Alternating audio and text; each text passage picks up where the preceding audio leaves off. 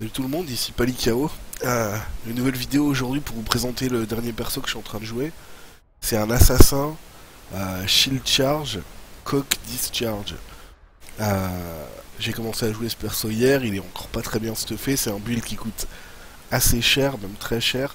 Pour l'instant j'ai pas pu acheter tout le matos dont j'ai besoin parce que ça coûte vraiment un bras et demi. Euh, je vais vous montrer le build en action, puis après je vous expliquerai un petit peu comment ça marche. Franchement, c'est un build super fun, ça faisait longtemps que je n'avais pas joué à un nouveau build que je connaissais pas et qui est vraiment super marrant à jouer, vous allez voir, c'est hyper rapide, c'est hyper fun, c'est hyper puissant aussi. Euh, alors comme j'ai commencé à jouer le perso hier, j'ai pas encore pu affronter des gros défis du jeu, type les Guardians ou des trucs comme ça, mais je pense que le perso en est capable en tout cas, donc vous voyez le principe du build c'est ça, on charge, et on crit à peu près tout le temps et ça déclenche des discharges qui one shot à peu près tout le monde. Alors pas les boss, hein. Pour les boss je vous montrerai quand on arrivera sur un monstre rare ou un peu plus résistant. Il va falloir utiliser une autre attaque, Cyclone, je peux vous montrer là, mais en général ça je le fais pas sur les trash. Je le fais exclusivement sur les boss. Euh, Tiens voilà un boss. Puis pour le tuer, hop, un petit peu de cyclone, quelques discharges, et normalement il a son compte. Donc voilà, le build en gros c'est ça le principe. Vous voyez que la clear speed est vraiment pas mal, hein. Moi je suis un peu un sucker pour la clear speed. Euh, Alors au passage c'est pas un build qui est hyper facile à jouer, hein. Je me rends compte que je fais plein d'erreurs en le jouant, il y a pas mal de choses à apprendre, la maniabilité. Faut un petit peu s'y habituer, moi j'ai pas l'habitude de jouer Coq Cyclone par exemple. Il y a plein de versions hein, de Coq Cyclone qui existent, c'est la première fois que je joue un perso comme ça. Et c'est pas hyper évident à jouer en fait, il faut un peu apprendre. Faut s'habituer, donc vous me verrez sûrement faire des conneries, foncer dans les murs avec les shield charge, pas suffisamment penser à utiliser les flasques, enfin bon, toutes les sortes d'erreurs qu'on fait quand on est un gros noob. Mais bon, malgré ça, vous voyez que le build performe quand même. Hein. Là je suis dans une map T12, au fait j'ai pas parlé de la map.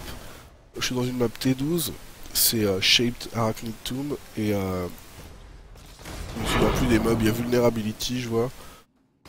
Moins 15 max, les skills qui chain deux fois et plus d'AOE sur les monstres. Bon, rien de terrifiant, mais vu que j'ai un build un peu dégueulasse, un stuff un peu dégueulasse, pardon, vous voyez que j'ai vraiment pas beaucoup d'énergie shield. À un terme, je devrais plutôt être proche des 9000 si je peux me payer du meilleur matos. Alors vous allez pas atteindre 15 000 avec ce build là, hein, je vous montrerai pourquoi, c'est parce que vous utilisez une armure qui a presque pas d'énergie shield et vous êtes obligé de l'utiliser. Tant pis pour le fantôme. Et donc vous pourrez pas atteindre un énorme score d'énergie shield, mais on leech vraiment énormément. Et encore là il me manque le flasque Victar qui me donnerait un leech gigantesque. Alors c'est pas un build que j'ai conçu moi-même, hein, j'ai suivi un guide pour faire ce build là, je vous mettrai le lien dans la description de la vidéo. L'auteur du build dit qu'on peut faire en plusieurs versions, qu'il y a plusieurs versions qui sont très bonnes. Alors moi je joue un assassin, et il dit que l'assassin c'est le meilleur en termes de clear speed, et j'ai pas de mal à le croire parce qu'effectivement c'est assez efficace.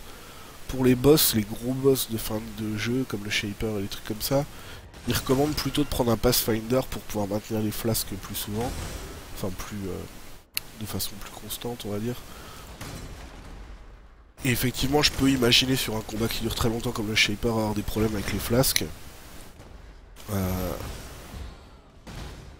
Encore que je sais pas exactement combien de temps le fight durerait, hein, parce que c'est possible qu'on le décompose. On le découpe pardon en moins de 2. Là le boss. Un petit peu de flasque, vous pouvez balancer votre discipline si vous voulez être tranquille. Et donc voilà, le boss qui s'évapore.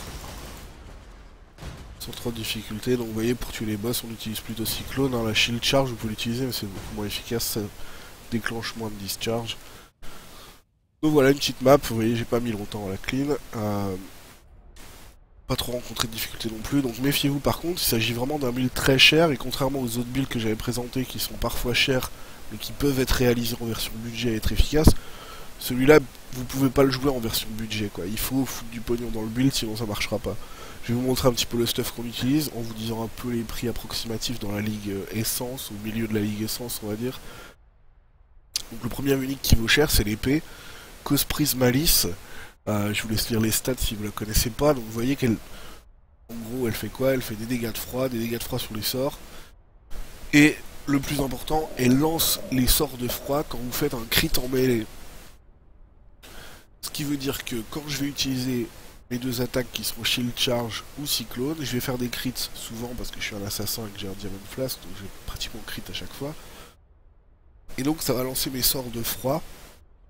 Et Discharge, c'est un sort feu, froid, foudre. J'y reviendrai quand je parlerai des joyaux. Donc ça fait partie des sorts qui sont lancés par l'épée. Donc dans mon épée j'ai mis Discharge, et puis j'ai linké ça avec Increase Critical Damage. Dans le build il en conseille une autre, mais moi j'aime bien celle-là personnellement. Pas trop rentrer dans les détails, c'est un peu barbant, mais dans le build il conseillait Increase Critical Strikes, qui est ici.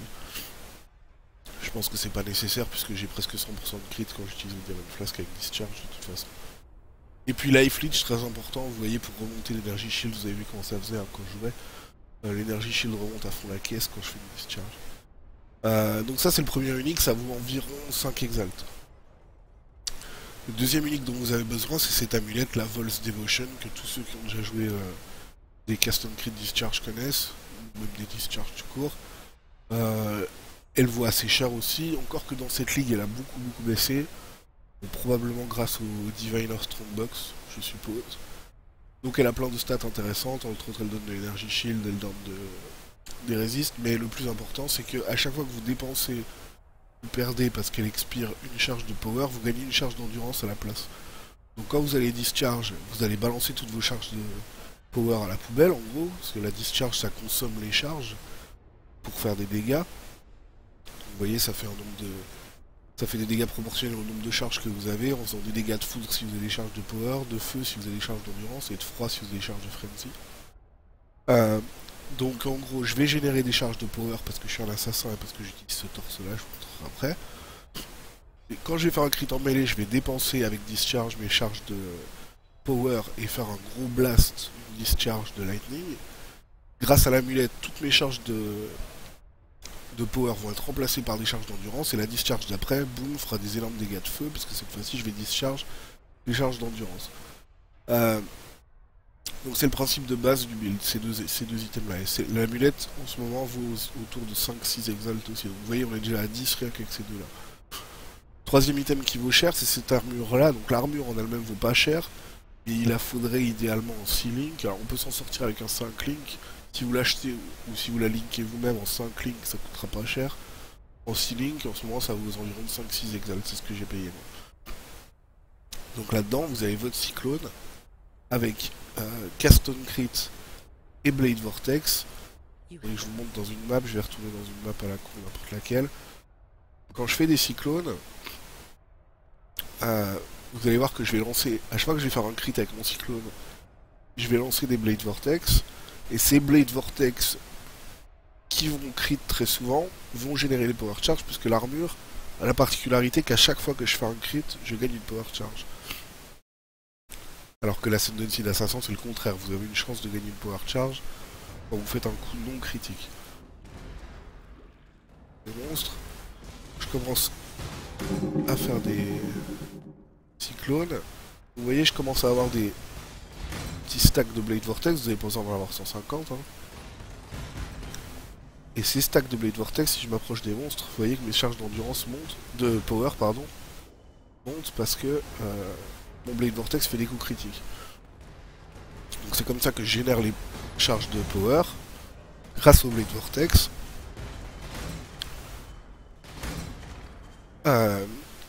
Et ensuite, avec Vol's Devotion, je dépense mes charges de power en dischargeant, ça remplace par des charges d'endurance et voilà. Excusez-moi, j'ai plus de voix, encore une fois, je suis un petit peu enrhumé. Donc voilà le build en gros. Donc le troisième item clé, je vous disais, c'est cette armure qui a pas grand chose de spécial en dehors du fait qu'elle vous permet de générer des tonnes de power charge très vite. Donc c'est cette armure qui nous empêche aussi d'avoir un très bon score d'énergie shield. Là, vous avez peut-être vu des builds CI avec des 12 000, des 15 000 d'énergie shield.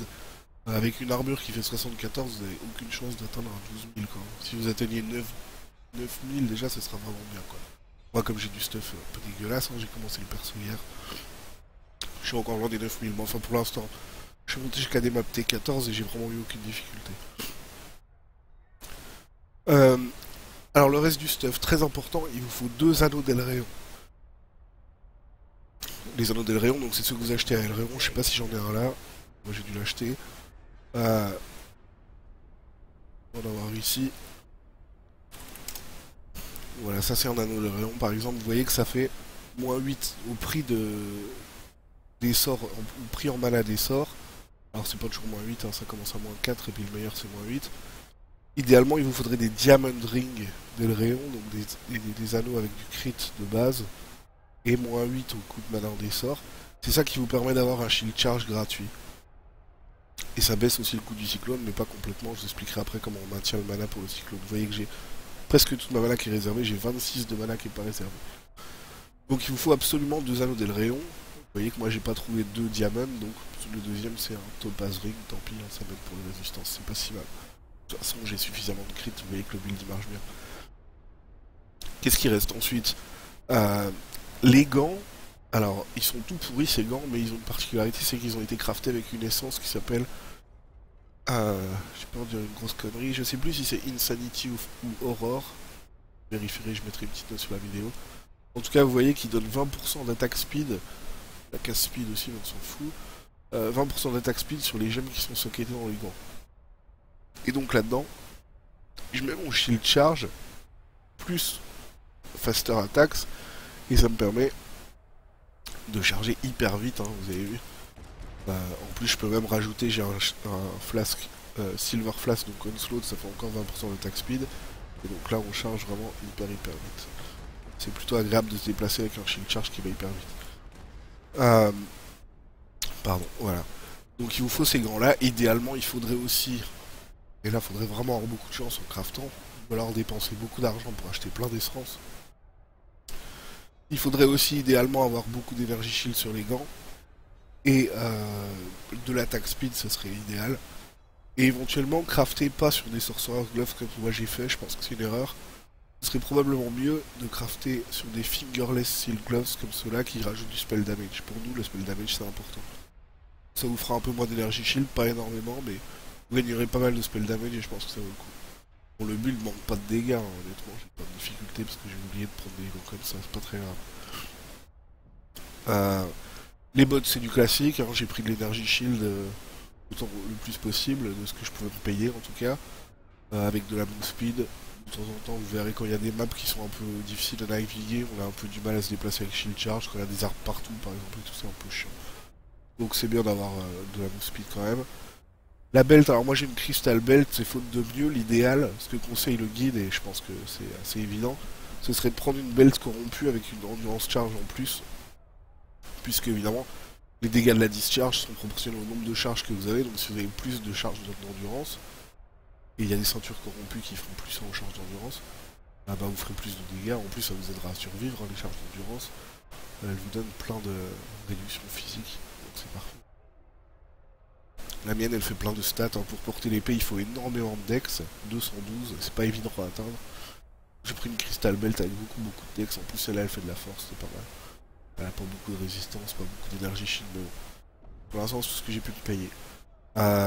Le bouclier bah, c'est du classique, hein. C'est un titanium spirit shield avec le plus d'énergie shield possible, le mien fait 450, encore une fois c'est pas génial.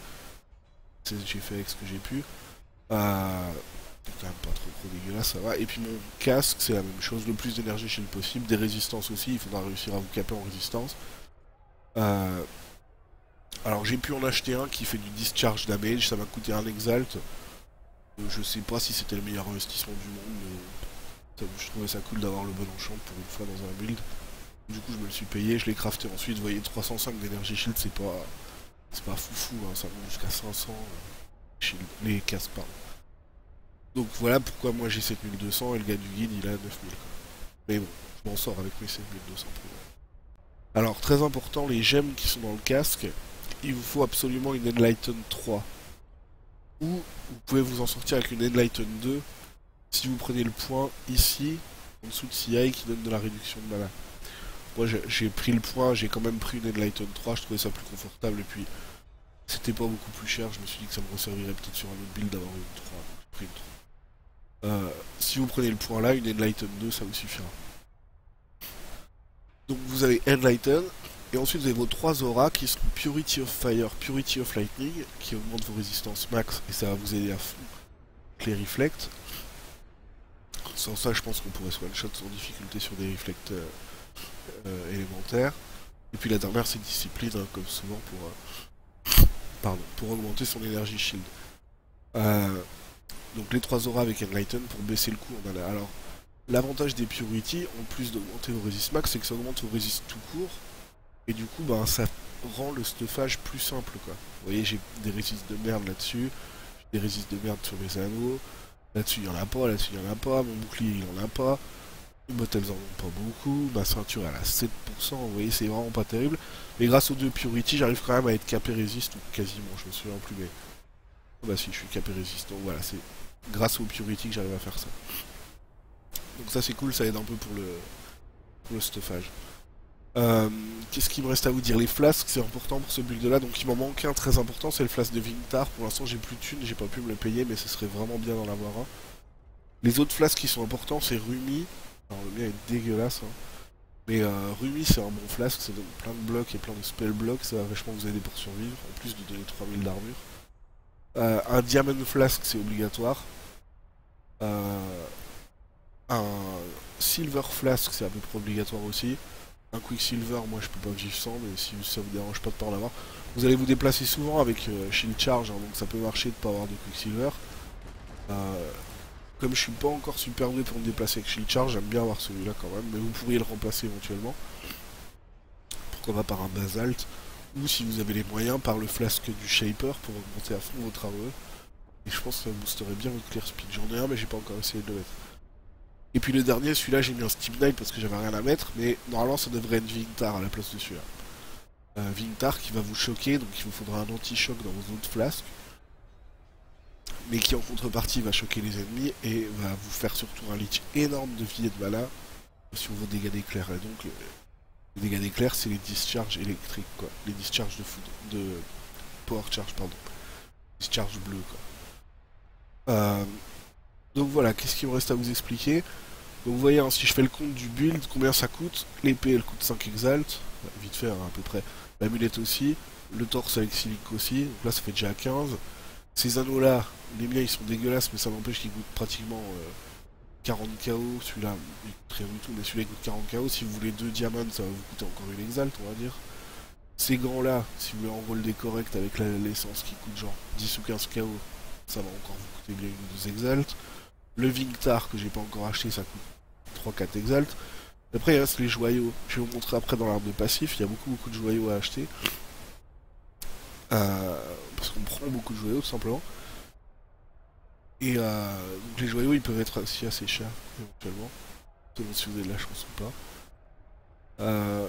Au passage, j'ai commencé le build hier et j'avais jamais levé les gem discharge avec mes autres persos.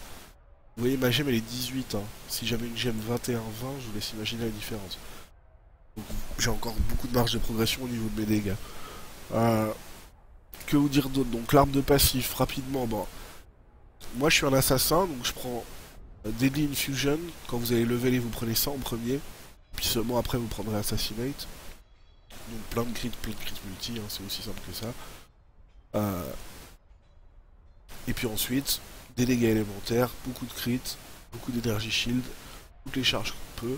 CI évidemment, le crit pour les spells, Ghost River combiné avec Valpact, ça c'est du classique. On va avoir du leech sur l'énergie shield et du leech instantané. Ici j'ai Energy from Within, si vous avez déjà joué à un build CI, vous connaissez ce joyau. Ça remplace les augmentations de vie qui sont là-dedans. Normalement ça c'est des vie plus énergie shield. Ça remplace les augmentations de vie par des augmentations d'énergie shield. Donc celui-là par exemple peut faire 6-10, il va faire 16 d'énergie shield. Vous voyez que le joyau il me rajoute 400 d'énergie shield, c'est pas grave. Encore l'énergie shield ici et ici chez la witch. De la hausse pour les spells. La power charge avec le spell damage en fonction des power charge. Encore un joyau. De l'énergie shield ici, encore un joyau ici avec de l'attaque speed, c'est important pour se déplacer vite avec Cyclone Et avec Shield Charge aussi. Alors normalement on prendrait ces 3 points là. Moi je suis que niveau 85 donc je les ai pas encore. Mais on va les prendre, hein, ça fait plein de crits encore. Un autre joyau ici, Valpact, de l'attaque speed ici. Alors Elemental Equilibrium, pour ceux qui connaissent pas, je vais peut-être en dire un mot. Je vous laisse lire la description si vous voulez. En gros ça fait que si vous faites des dégâts de feu par exemple à un monstre, le monstre va gagner 25% de dégâts de feu pendant quelques temps, 25% de résiste feu pendant quelques temps, et perdre 50% de résiste aux autres éléments, donc en froid et en foudre. Et c'est pour ça que cette épée elle est super bien, parce que quand vous tapez sur un monstre avec Shield Charge par exemple, vous voyez elle fait des dégâts de froid. Donc ça veut dire le monstre gagne des résistances au froid, et en contrepartie perd la résistance au feu et à la foudre, et donc vous le tapez, il perd la résistance feu-foudre, et boum vous faites une discharge. Au moment de la discharge il a moins 50 en feu et en foudre. Quand vous discharge pas de charge frenzy qui font des dégâts de froid, c'est parfait. Ensuite on prend encore un joyau ici, de la l'AOE encore ici, là c'est pour avoir de la dex et puis un peu d'attaque speed encore, ça fait pas de mal. On a besoin de beaucoup de dex hein, encore une fois pour porter l'épée. Ici un peu de dégâts élémentaires et puis un peu de résistance aussi, et puis là il y a un joyau un peu particulier, Intuitive Leap, je sais pas si vous connaissez ce joyau là, ça vous permet de prendre dans le cercle autour du joyau, ça vous permet de prendre les points que vous voulez sans avoir besoin de voyager jusqu'à eux. Vous voyez, c'est par exemple, là j'ai pris la charge d'endurance, mais j'ai pas eu besoin de prendre les points de force qui sont ici. Donc là, ça nous permet de prendre tous les points intéressants sans gaspiller 1, 2, 3, 4, 5. On économise 5 points de talent en prenant ce joyau là. Alors je vais vous montrer un petit peu les joyaux qu'il faut utiliser pour ce build. Les miens sont pas du tout géniaux, hein, mais ils sont corrects. Il y a plein de stats qui sont intéressantes. Alors évidemment, le increase maximum energy shield c'est hyper bien parce qu'on en a pas beaucoup, donc plus on en a mieux c'est. Et puis ensuite, comme c'est ce que je disais tout à l'heure au début de la vidéo, Discharge c'est un sort qui a les tags, vous voyez, Spell, AOE, Fire, Call, Lightning. Ça veut dire que sur votre joyau, vous pouvez mettre du crit multiplier pour les sorts de froid, pour les sorts de foudre, pour les sorts de feu, ça n'a pas d'importance, ça marchera pour Discharge. Par exemple, je crois que c'est celui-là. Vous voyez, j'ai un joyau qui fait du crit multiplier avec les sorts de feu, du crit multiplier avec les sorts de foudre. Donc en fait, celui-là, il fait 17, 17, 11, 45 de crit multiplier pour discharge. Donc c'est vraiment bien comme joyau, quoi. Donc vous combinez ces stats-là de crit multiplier avec du spell damage, c'est très bien. Du spell damage quand vous portez un shield, par exemple, je crois que j'en ai un ici, voilà. Et pas mal aussi. L'attaque speed, si vous en trouvez, c'est très bien. Un petit peu sur celui-là. Là j'en ai pas, c'est encore du spell damage et du crit multi. Bon voilà, vous voyez l'idée. Et puis très important, regardez ce joyau là, c'est capital d'avoir au moins un joyau comme ça avec la stat, plus 2 mana gagnés par chaque ennemi touché par vos attaques. Parce que le shield charge il est gratuit, grâce aux anneaux d'Elréon, et pas le cyclone en fait, parce que le cyclone il est cyclique, donc il coûte quand même assez cher. Alors il coûte 7 de mana, c'est pas beaucoup, mais moi j'en ai 26. Hein. Donc, pardon. Il va vous falloir ce joyau là pour pouvoir cyclone indéfiniment sur un os sans tomber en panne de mana. Au passage, l'autre manière qu'on a de soutenir sa mana, c'est d'utiliser, je sais plus où c'est, ici, cast when damage taken avec Warlord's Mark. Donc ça veut dire que quand un monstre me tape, je le maudis avec Warlord's Mark et ça me donne 2% de life leech et 2% de mana leech. Et ça marche pour tous les dégâts que vous faites, les dégâts élémentaires comme les dégâts physiques. Tous les dégâts des sorts comme les dégâts d'attaque, je veux dire. Donc voilà, ça me permet aussi de maintenir un mana. Alors, ça, vous pouvez le faire un peu de différentes façons. Vous voyez, les gemmes qui sont là, elles sont obligatoires. Les gemmes qui sont là, elles sont obligatoires. Là aussi, là aussi. Après, dans les bots et dans le bouclier, vous faites un peu ce que vous voulez. Vous pouvez... Alors, cast on damage taken, immortal call. Moi, j'ai mis ça parce que j'ai vraiment pas beaucoup d'énergie shield. Peut-être qu'on pourra s'en passer plus tard. On verra. J'ai mis increase duration et val discipline aussi. Puis donc j'ai mis cast on damage taken et Warlord's Mark. Je me demande si peut-être je mettrai pas Warlord's Mark en cast manuel plus tard. Je sais pas encore décidé. J'ai pas mis de golem du tout.